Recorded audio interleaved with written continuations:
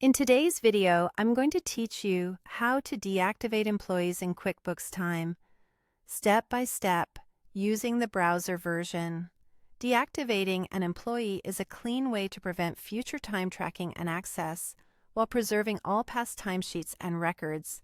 This is especially useful when someone leaves your organization or no longer needs to log time, but you still want accurate historical reports. Start by opening your browser and logging in to QuickBooks Time. For the smoothest experience, use a supported, up-to-date browser and make sure you're signed in with an account that has permission to manage team members. It also helps to confirm you're in the correct company profile if you work with multiple accounts. Once you're in, look to the left-hand menu and click My Team. This section is your roster hub, showing everyone who has access to track time. You'll see key details at a glance, which makes it easier to verify you're working with the right person. Next, find the employee you want to deactivate. If you have a large team, use the search field or any available filters to narrow the list.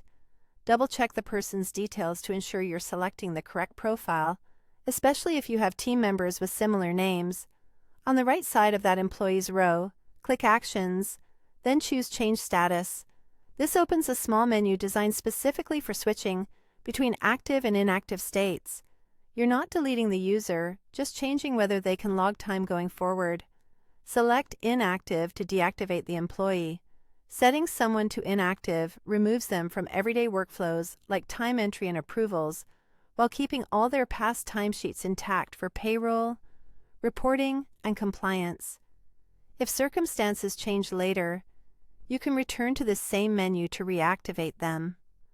Click Save to confirm the change. You should see a brief confirmation, and the employee's status will update. If you don't see it immediately, a quick page refresh usually brings everything current.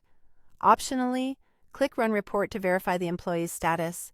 This is a helpful final check if you maintain an audit trail or share updates with HR or payroll.